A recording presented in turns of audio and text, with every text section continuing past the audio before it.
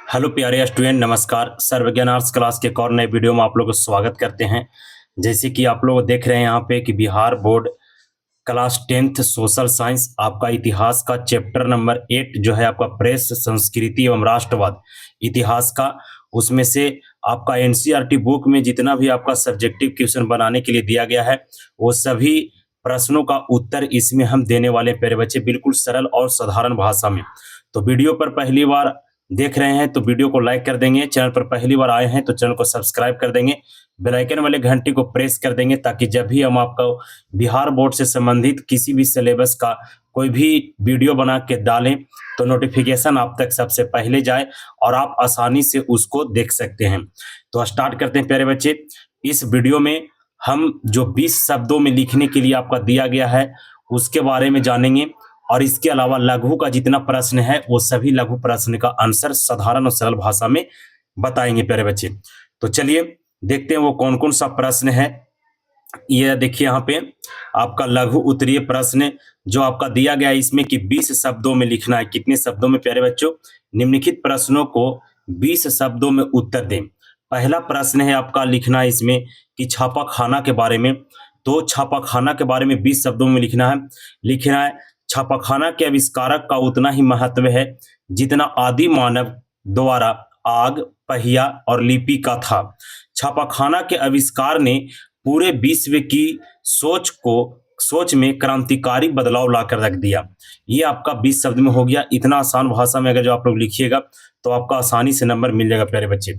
दूसरा है आपका इसमें लिखने के लिए गुटेनबर्ग के बारे में। गुटेनबर्ग के बारे में लिखना है इसमें। कहता है गुटेनबर्ग का जन्म जर्मनी के मेंज नगर में हुआ। छापाखाना का आविष्कारक गुटेनबर्ग को ही माना जाता है। छापाखाना का आविष्कार किसने किया? तो गुटेनबर्ग ने किया था। किसने? गुटेनबर्ग ने। उसने अपने आविष्कार के द्वारा पूरे, यहाँ पे पूरे होगा, पूरे विश्व की सोच में क्रांतिकारी बदलाव लाकर रख दिया। इतना आसान भाषा में आप लोग को लिखना है। चलिए वीडियो पसंद आ रहा हो तो लाइक कर दीजिएगा, दोस्तों में वीडियो को शेयर कर देंगे प्यारे बच्चे। बहुत ही जबरदस्त ढंग से आपका क्वेश्चन तैयार किया गया और आंसर इसका दिया गया इसमें। अगला है आपका लिखना है इसमें बाइबल के बारे में।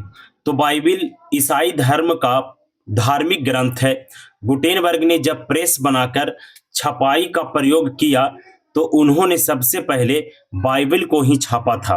बाइबल ईसाई धर्म का प्रमुख ग्रंथ है और जब गुटेनबर्ग छापाखाना का आविष्कार किए और उसमें छपाई करने की शुरुआत किए तो साहूकार के द्वारा पहला पुस्तक छापने का ठेका दिया गया था और उसमें छापा गया पहला पुस्तक बाइबल था। अगला है आपका रेशम मार्ग। रेशम मार्ग क्या है? तो चीन से रेशम का निर्यात यूरोप तक के देशों में होता था। इससे निर्यात वाले मार्ग को रेशम मार्ग कहा जाता है। यानी चीन से यूरोप के विभिन्न देशों में रेशम जिस मार्ग से ले जाया जाता था उसे ही रेशम मार्ग कहा जाता है।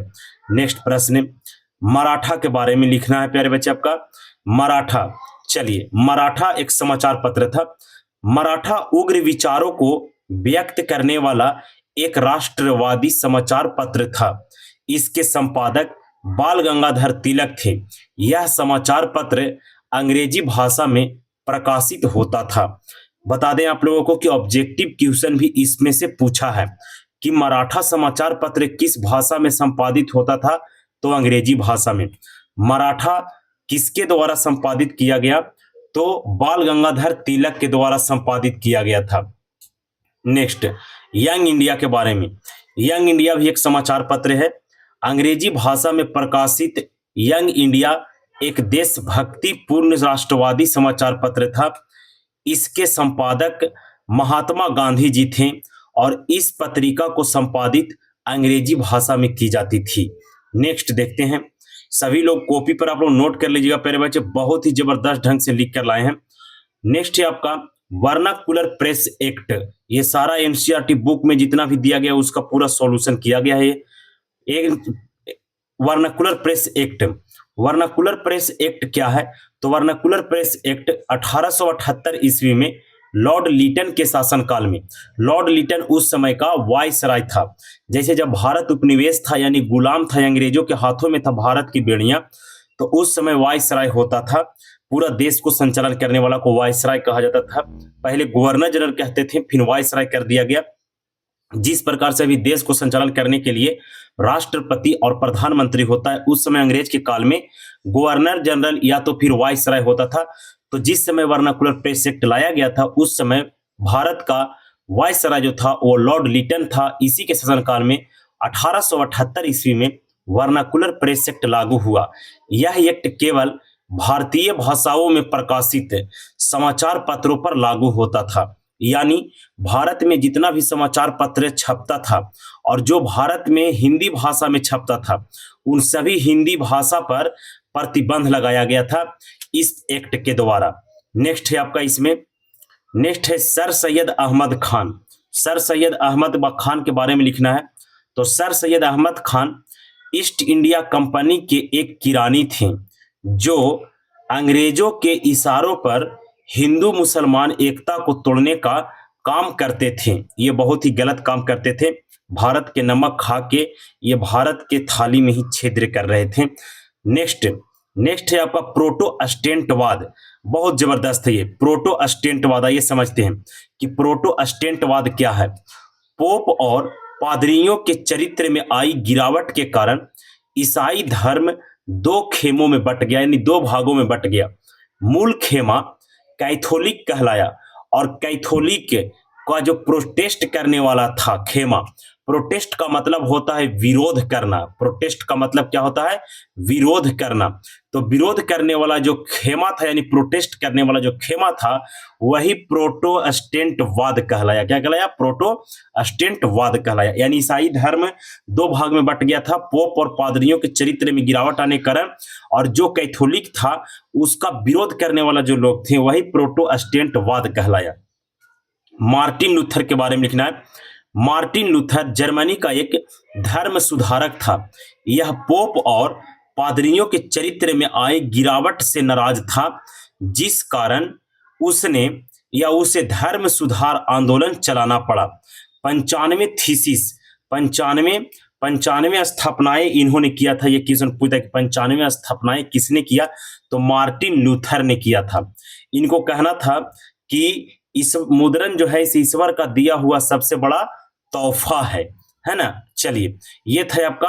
अब लघु जो आपका दिया गया है, लघु उत्तरीय प्रश्न आपका दिया गया है, इसमें उस लघु उत्तरीय प्रश्न को देखते हैं। लघु उत्तरीय प्रश्न का पहला प्रश्न दिया गया है प्यारे बच्चों आपका, गुटेनबर्ग ने मुद्रण यंत्र का विकास कैसे किया? तो गुटेनबर्ग ने मुद्रण यंत्र का विकास कैसे किया, देखिए समझते हैं। उत्तर लिखेंगे एकदम साधारण भाषा में। गुटेनबर्ग ने कृषक जमींदार व्यापारी परिवार में जन्म लिया था, इसलिए वह बचपन से ही तेल और जैतून पेरने वाली मशीनों से परिचित था। क्योंकि उनके फैमिली जो थे से एक परिवार जो था किसान था, जमींदार था, और जैतून यानी तेल पेरने वाला मशीन था और उनको चलाने के लिए अच्छा जानता था वो। गुटेनबर्ग ने अपने ज्ञान एवं अनुभव से टुकड़ों में बिखरी मुद्रण कला के ऐतिहासिक शोध को संगठित एवं एकत्रित किया तथा टाइप के लिए पंच, मैट्रिक्स, मोल्ड आदि बनाने पर उन्होंने योजनाबद्ध तरीके से कार्य आरंभ किया।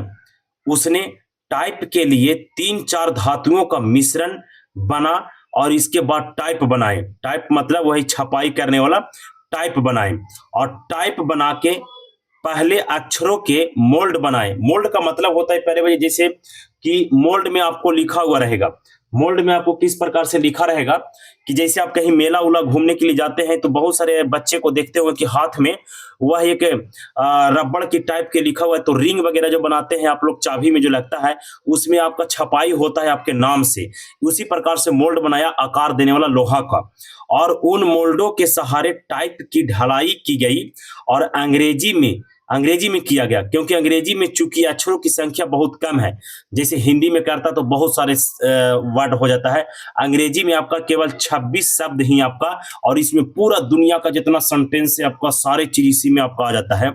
अतः टाइप बनाना आसान हो गया और फिर उसने छपाई योग्य स्याही भी बना ली, और इसके बाद इस प्रकार से उन्होंने आपका क्या किया था, मुद्रण यंत्र का विकास किया था गुटेनबर्ग ने। अब दूसरा प्रश्न देखते हैं। दूसरा प्रश्न है आपका इसमें डियर स्टूडेंट, दूसरा प्रश्न है कि छापाखाना यूरोप कैसे पहुंचा। तो उत्तर देंगे कि मुद्रण क्रांति का श्रेय चीन को जाता है, यानी मुद्रा का विकास जो हुआ, जन्म हुआ चीन से हुआ था। कहा जाता है कि छापाखाना को यूरोप पहुंचाने वाला मार्को पोलो था। मार्को पोलो इटली के वेनिस शहर के रहने वाले थे। अगर पूरा चैप्टर का ऑब्जेक्टिव क्वेश्चन पहले वीडियो लाइव बनाकर प्यारे बच्चे आपका डाल दिया गया है, वो वीडियो को पूरा आप लोग देख लीजिएगा। लाइव वीडियो उसको चलाए थे और प्रतिदिन 7 बजे आपका हर एक चैप्टर का लाइव वीडियो आता है, ठीक है। तो उसको वीडियो को पूरा देख लीजिएगा, उसमें सारा ऑब्जेक्टिव कंफ्यूजन जितना होगा बच्चों को सारा क्लियर कर दिया गया है। जो अपनी यात्रा के क्रम में चीन पहुंचा, वेनिस का रहने वाला था। यह भी क्वेश्चन पूछ देता है बिहार बोर्ड में कि मार्को पोलो किस देश का रहने वाला था, तो इटली का। इटली में कहां का, तो वेनिस शहर का रहने वाला था। लेकिन उसके पहले ही व्यापारियों द्वारा रेशम मार्ग से छापाखाना यूरोप पहुंच चुका था। वहां छापाखाना का उपयोग ताश और धार्मिक चित्र बनाने में करते थे। लेकिन मार्को पोलो ने छापाखाना के साथ ही लकड़ी की टाइप भी भेजे। जर्मनी में कागज का आविष्कार 1336 ईस्वी में हुआ। 1336 ईस्वी में जर्मनी में पहला कागज मिल स्थापित किया गया था। इसके बाद तो छपाई का काम तेजी से बढ़ने लगा, क्योंकि छापेखाने की मशीन गुटेनबर्ग ने पहले से ही बना लिया था। इस प्रकार से आपका एकदम आसान और सरल भाषा में है। वीडियो को लाइक कर देंगे, अपने दोस्तों में भी शेयर कर देंगे। तीसरा प्रश्न आपका क्या है लघु उत्तरीय का, आइए देखते हैं। ये देखिए, इस प्रश्न को देखकर बहुत सारे विद्यार्थियों को लगता है कि ससुरत है नहीं, क्या पूछ दिया है, लेकिन कुछ है नहीं। ये बहुत आसान भाषा में इसको समझा देंगे, आपको लिखा गया भी है। कहता है इंक्विजिशन से आप क्या समझते हैं और इसकी जरूरत क्यों पड़ी। तो इंक्विजिशन एक प्रकार का न्यायालय था जिसका काम था धर्म विरोधी पहचान कर दंडित करना। जैसे मान के चलिए कोई भी व्यक्ति अगर जो धर्म के खिलाफ कोई बोलता है तो उसके लिए कानून बनाया गया है और उस कानून के तहत धर्म विरोधी बात करने वाले व्यक्ति को दंडवत किया जाएगा। इसी प्रकार से इंक्विजिशन बनाया गया था। और ईसाई धर्म में बहुत सारे जो थे पादरी और पोप, उनका चरित्र बेहद ही खराब हो गया था, जिन पर पाबंदी लगाने के लिए ही इंक्विजिशन बनाया गया था। समझिएगा, मुद्रण संस्कृति ने चर्च के भ्रष्ट तंत्र का पर्दाफाश किया। पोप से लेकर गांव के पादरियों तक का जीवन कितना भ्रष्ट था, यह किसी से छिपा नहीं रह गया। ईसाई धर्म और बाइबल पर नए ढंग से चिंतन मनन और विश्लेषण आरंभ हुआ। लिहाजा रोमन कैथोलिक चर्च इससे विरुद्ध हो गया और धर्म विरोधी प्रचार को दबाने के लिए इंक्विजिशन नामक संस्था का संगठन किया, यानी गठित किया। ये था आपका इंक्विजिशन। ये क्वेश्चन पूछा गया बिहार बोर्ड में, और जब भी आप टेस्ट दीजिएगा ना तो टेस्ट में भी आपका ये क्वेश्चन आएगा, इसलिए नोट कर लीजिए और इसको बढ़िया से पढ़ लीजिएगा, क्योंकि टीचर आपको पढ़ाए होंगे। केवल आसान भाषा में हम इसका क्वेश्चन आंसर दे रहे हैं प्यारे बच्चों। 4 नंबर प्रश्न है, पांडुलिपि क्या है, इसकी क्या उपयोगिता है। आइए पांडुलिपि के बारे में जानते हैं। पांडुलिपि भोजपत्र एवं ताड़पत्रों और बाद में हस्तलिखित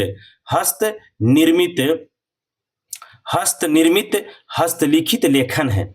भारत में संस्कृत, पाली, प्राकृत, अरबी, फारसी और विभिन्न क्षेत्रीय भाषाओं में असंख्यक पांडुलिपि तैयार की गई। जब मुद्रण यंत्र की सुविधा नहीं थी तब विश्व में अकेला देश भारत ही था जहां अत्यंत अस्थायी पुस्तक लिखी गई, और वो कौन भाषा में, तो पांडुलिपि में लिखा गया था। लिखना बहुत कठिन था क्योंकि ये ताम्रपत्र या तो ताड़पत्र या तो फिर भोजपत्र पर लिखा। भोजपत्र का मतलब होता है जैसे भोजन करने वाला पत्ता पर जो खाते, जैसे केला के पत्ता पर भोजन करते हैं साउथ इंडिया में, तो उस प्रकार से उस पर लिखा जाता था, जो बहुत ही अत्यंत और कठिन था। इसमें छपने वाली पुस्तक रामायण, महाभारत, पुराण, उपनिषद आदि पांडुलिपियां में ही थी, जो बाद में पुस्तक के रूप में मुद्रित की गई। पांडुलिपियों का उपयोगिता आज भी है। इसके माध्यम से हम तत्कालीन साहित्यिक और भाषा शैली तथा सामाजिक चरित्र के साथ धर्म, कला, विज्ञान, तकनीक और राजनीतिक संकल्पनाओं से भी परिचित होते हैं। आज भी है ना प्यारे बच्चे, आज भी विभिन्न पुस्तकालयों में इसे धरोहर के रूप में सुरक्षित रखा गया है। धरोहर का मतलब यादगार के रूप में, कि लोग जाएंगे म्यूजियम में और देखेंगे कि इस प्रकार से पांडुलिपि में छपता था। कमेंट बॉक्स में आप लोग कमेंट करके बताइएगा कि अशोक, सम्राट अशोक के जो अभिलेख लिखा गया था वह किस भाषा में लिखा हुआ मिला था। आइए अगला प्रश्न देखते हैं और लास्ट प्रश्न होगा ये आपका लघु का, जो बुक में आपका दिया गया है एनसीईआरटी में। लॉर्ड लिटन ने राष्ट्रीय आंदोलन को गतिमान बनाया कैसे? तो लॉर्ड लिटन ने राष्ट्रीय आंदोलन को गतिमान बनाया कैसे? आंसर है लॉर्ड लिटन ने 1878 ईस्वी में समाचार पत्र अधिनियम का कानून लाकर भारतीय समाचार पत्रों की भाषा और भाव को नियंत्रित करने में सफल रहा। इस कानून के आने से सभी राष्ट्रवादी एकजुट होकर इसके खिलाफ होने लगे। राष्ट्रवादियों ने एकजुटता से राष्ट्रीय आंदोलन और भी मजबूत और गतिमान हो गया। कहने का मतलब है कि 1878 ईस्वी में लॉर्ड लिटन के शासनकाल में जब समाचार पत्रों पर अधिनियम लेकर आया था, जिसको वर्नाकुलर प्रेस एक्ट कहते हैं, और उसके तहत जितना भी भारत में छपने वाला समाचार पत्र था वो सभी को अपने नियंत्रण में करने में सफल रहा। लेकिन इस कानून को और कड़ा विरोध किया गया भारत के राष्ट्रवादियों के द्वारा। एकजुट होकर खिलाफ होने लगे सभी लोग, और एकजुटता ने ही राष्ट्रीय आंदोलन और मजबूत हो गया और गतिमान पकड़ा।